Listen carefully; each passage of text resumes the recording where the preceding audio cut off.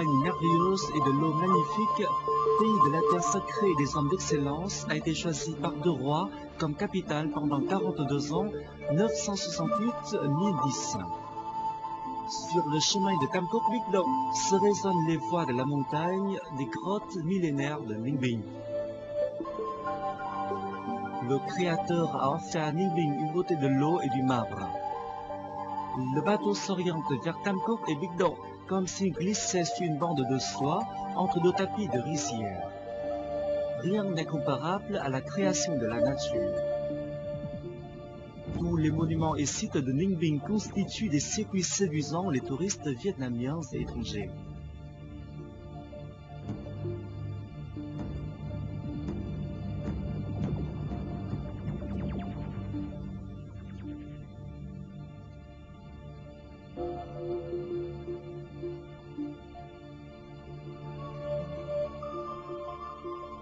La pagode de Bích Động, l'une des sites les plus connus de Ninh Bình, est surnommée deuxième plus belle grotte du pays du Sud. Les montagnes, les grottes et la pagode se cachent harmonieusement sous les arbres séculaires, ce qui crée une ambiance à la fois sérieuse et mystérieuse. La pagode, construite sur le versant de la montagne, se compose de 3 étages, inférieur, moyen et supérieur. La pagode inférieure comprend 5 pièces destinées au culte du Bouddha. À droite de la pagode inférieure, en montant 50 marches, les visiteurs arrivent à la pagode moyenne. Celle-ci s'expose à demi sur le versant de la montagne. Derrière la pièce de roche de la pagode, un escalier haut de 6 mètres conduit à la grotte sombre. En montant encore 30 marches, les visiteurs arrivent à la pagode supérieure. Celle-ci abrite la statue de la déesse Kuan Yin. De la pagode supérieure, les visiteurs peuvent contempler en partie le panorama de Hoa Lu. Étant une province du delta du Barbo, Ninh Bình a pourtant seulement 2 districts de Kim Sơn et de Yên Khánh dotés de la terre fertile. Les 5 autres districts sont montagneux. Les champs sont limités, les montagnes, notamment Sen Kanker, sont étendues. Après des millions d'années submergées par la mer, la montagne a été creusée de siècle en siècle par les vagues et les pluies acides et est devenue ainsi de belles grottes. À 2 km de Bích Động, la rivière Ngo Dong serpentée traverse 3 grottes, ce qui donne le nom de Tam Cốc à la montagne. Sur les bacs, en écoutant les rames écartées de l'eau, les visiteurs contemplent les monts Van Pho Đại Bàng qui se mirent dans la rivière. Ils se sentent à l'aise au milieu de ce spectacle constitué des montagnes et de la rivière. Mais ce n'est pas tout. Les bacs se suivent pour conduire les visiteurs dans la grotte K, la plus grande et la plus belle, longue de 127 mètres, située sous la montagne, enjambant la rivière Ngo Dong.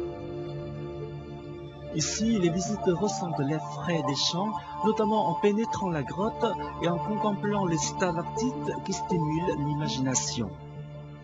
En poursuivant ce voyage, les visiteurs entrent dans la grotte de Hai, puis la grotte Ba. Ces 2 grottes sont plus courtes et plus basses que la grotte K. Les aventuriers peuvent longer la rivière Ngo Dong pour visiter le ruisseau Tien à 2 km de distance et pour participer à l'escalade vers le temple de Tuệ Lâm.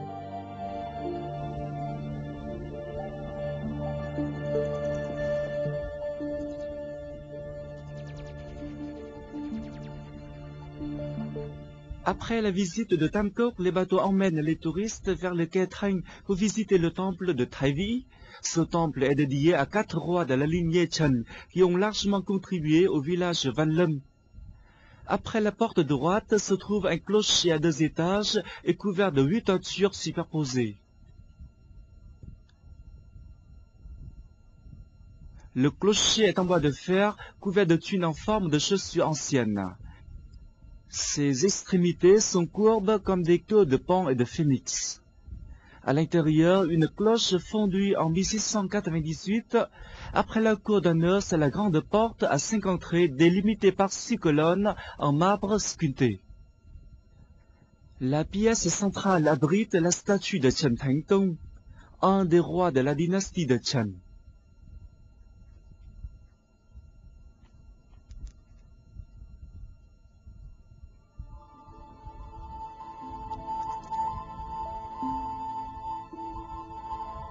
Après avoir monté 256 marches, les visiteurs arrivent au sommet de Ma Yin pour visiter le mausolée du roi Ding Tin Huang. Selon une légende, en 968, Ling Boling a été sacré empereur. Il a choisi la région montagneuse de Hualu pour installer la capitale, à laquelle cette montagne servait de paravent. La montagne de Ma Yinsen occupait alors une place importante. De son sommet, on peut voir le panorama de l'ancienne capitale de Hualu.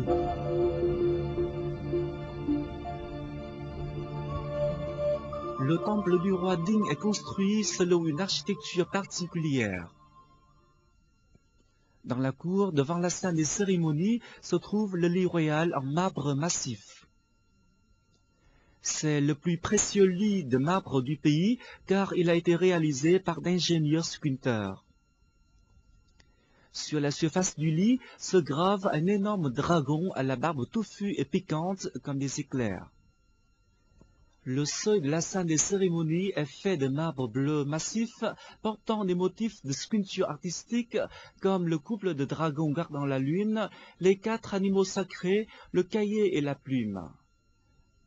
Au milieu de la pièce se trouve une statue en bronze de Ding Tin Huang.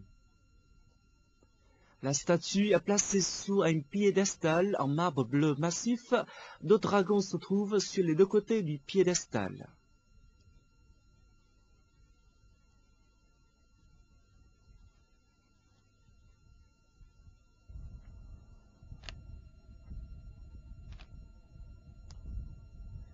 Venus à Ningbing, les visiteurs ne peuvent pas se priver de la visite du temple de Chirhan Xiu, à côté de la montagne de Nanur. Chirhan Xiu a découvert les paysages de Nanur et l'a baptisé Zuktui, c'est-à-dire l'oiseau prenant son bain au bord d'un cours d'eau argenté.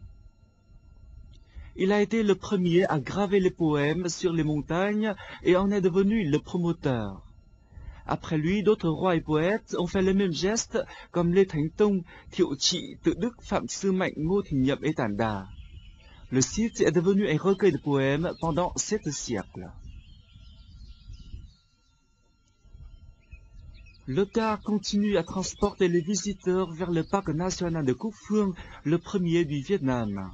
Ici, les visiteurs peuvent contempler les chaînes de montagnes alternées avec des arbres séculaires et des plantes vertes en toute l'année. Ici, la brume, les nuages et l'air de montagne se mélangent pour en faire un tableau à la fois spectaculaire et poétique. Les touristes ont l'impression de revenir à la source pour étudier, contempler les fruits du Créateur. En 1976, les archéologues vietnamiens et étrangers ont effectué des travaux dans les grottes de Người Sư et de Con Mong. Ils y ont trouvé des squelettes fossilisés, encore quasiment intacts, et des outils en pierre d'il y a de 7 à 12 000 ans. Étant un parc biologique gigantesque, Cúc Phương abrite 1944 espèces végétales appartenant à 912 branches, 219 familles, 86 groupes et 7 catégories végétales supérieures. Cúc Phương est une forêt tropicale conservant encore une grande superficie de forêt vierge, des fruits et des fleurs. Cúc Phương est également riche en espèces animales. Ce zoo réunit plus de 450 espèces animales, dont 64 espèces sauvages, 333 espèces d'oiseaux, 36 espèces de reptiles et 19 espèces d'amphibiens. Certaines espèces ne se trouvent plus qu'à Cúc Phương comme des écureuils au ventre rouge, des primates aux culottes blanches, des civettes à rayures, des antilopes, des singes jaunes ou encore des espèces d'oiseaux.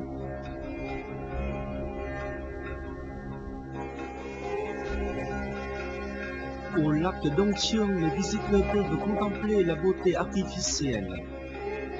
Pour couvrir les collines dénudées, des pins ont été plantés autour du lac. Le lac de Đông Chương est considéré comme la lac de Ninh. Le tableau de Gia Viễn est lié aux histoires sur les personnages historiques nés dans ce village. Les habitants de Zaphongwenha, village de Dayu, sont fiers de cette terre natale du roi. Ce temple ressemble à celui du roi Ding à Cheung Yen Hoa Lu. La colonne en bronze porte des sentences parallèles. Le lit royal représente le lieu de repos du roi.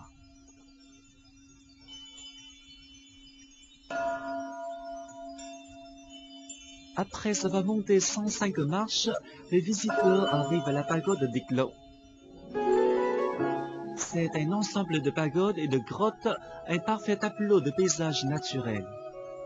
La grotte est à la fois haute et basse, claire et sombre, réelle et imaginaire. Elle réunit les caractères de la poésie, de la musique, de la peinture et devient donc un nirvana terrestre. Ce serait l'équilibre de la vie et de l'homme, le symbole du bonheur de l'homme et de l'aspirance aux œuvres artistiques offertes par le Créateur. Venlong, la plus importante réserve naturelle, submergée du delta du Borno, avec une superficie de 3000 hectares.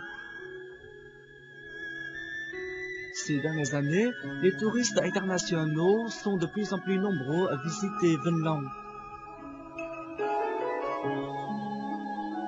Le quai longe la digue, les passeurs sont les habitants du village. Ils travaillent la terre et transportent les touristes. Un tableau poétique s'ouvre devant les yeux. Les nuages embrassent les montagnes, se mirent dans la surface de l'eau, formant un spectacle mi-réel, mi-imaginaire. Les montagnes de Kwamut Nyenchong sont internées avec des arbres verts dont les feuilles nourrissent les singes aux culottes blanches.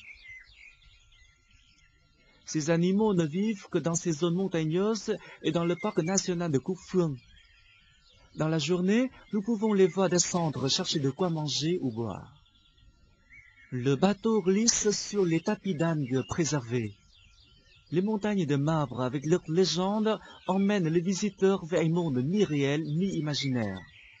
Selon les statistiques du service du tourisme de Ninh, Venlong réunit 32 belles grottes, dont plusieurs sont riches en potentiel touristique, comme la grotte Ka, la grotte Rua ou la grotte Cheng.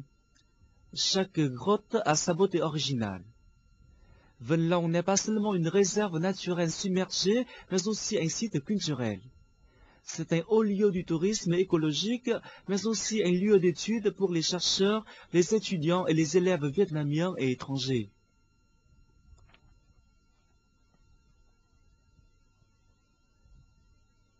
La nature a offert à Ninh Bình des montagnes, des grottes, mais aussi des sources thermales Tinka. Les scientifiques affirment que cette eau minérale salée était riche en calcium.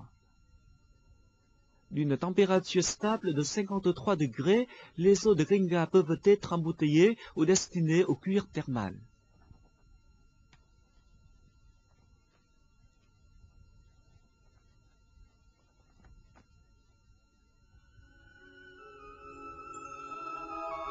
Dans les chaînes de montagnes de marbre descendant de Hoa Binh, de nombreuses grottes ont contribué à la vie spirituelle et historique de cette terre. Wenqing est une des plus belles et grandes grottes de la région. Elle se trouve dans une montagne à une hauteur d'une bonne centaine de mètres. Son entrée est située sur le versant de la montagne. Descendant l'escalier pour entrer dans la grotte principale, vous serez surpris de vous trouver dans un labyrinthe. Les gouttes d'eau et le calcaire formés pendant des millénaires ont créé des contes de fées. Chacun, en fonction de sa sensibilité et de son imagination, donne des noms aux chefs-d'œuvre de la nature. Des Bouddhas, des fées, des plateaux de riz gluant, des fruits et des fleurs, des animaux, etc. Poursuivant le voyage, les touristes viennent visiter l'ensemble des grottes de Chang'an. Les chaînes de calcaire, des vallées et des rivières forment un espace mystérieux et poétique. Le bateau glisse sur les eaux pour entrer dans l'ensemble des grottes de Chang'an. Sur les deux côtés de la rivière, les cadeaux de la nature, que sont les montagnes, s'alignent. De nombreuses grottes maritimes qui viennent d'être mises en service comme Bazot, Địa Linh Tối et Sang créent une surprise chez les visiteurs. Tout se mélange pour créer une atmosphère euphorique.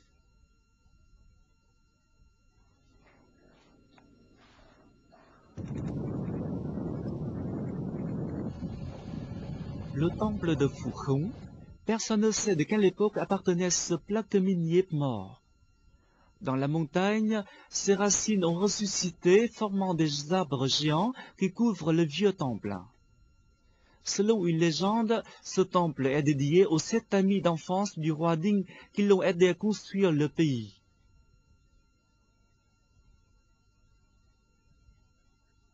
La cathédrale de Fasiem est un ensemble architectural à l'oriental regroupant plusieurs églises. Des ouvriers talentueux et des dizaines de milliers de travailleurs, dont certains sont venus de Ningwen et Thanh-Hoa, y ont donné corps et âme. Ils ont fait preuve de créativité et d'acharnement pendant 24 ans pour donner naissance à cet ensemble. Un monument majestueux, splendide, au milieu de la verdure, reflète une architecture et une sculpture sur marbre originale du Vietnam, une harmonie entre l'architecture européenne et celle d'Asie orientale. Après avoir visité les grottes, les monuments et les sites de Ninh Binh, si vous voulez avoir un produit pour garder comme souvenir, passez au village Ninh Ven. Tous les habitants du pays connaissent ce village pour sa sculpture sur marbre. Sous les mains des artisans, des morceaux de marbre se transforment en des œuvres artistiques parfaites. Les produits sont très variés: lions, licornes, tables et chaises, statues, oiseaux et animaux, stèles, faux, lits et autels.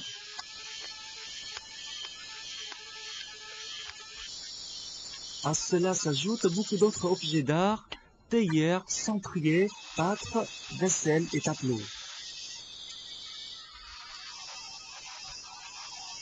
Tout est sculpté d'une façon délicate, vivante, noble et souple.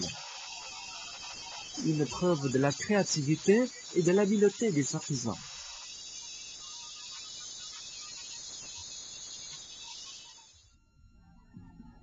En mémoire à la contribution de Dinh Tiên Hoàng, tous les ans, les habitants de Ninh Binh organisent la fête des roseaux de Hoa Lư dans la commune Trường Yên, où Dinh Tiên Hoàng a fondé sa capitale.